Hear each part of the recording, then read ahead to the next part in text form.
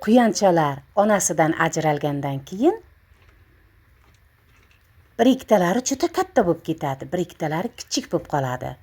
Sababi oddiy. Bergan oziqangizga to'ymay qolyapti.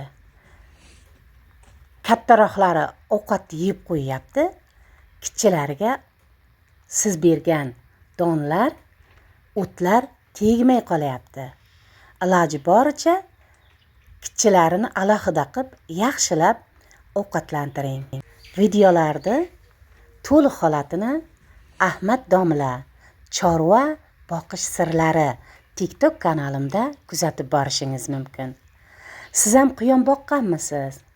Qaysi zotidan boqqansiz? Bular haqida fikringizni kommentariyaga yozib keting. Quyonlaringiz qaysi zotdan?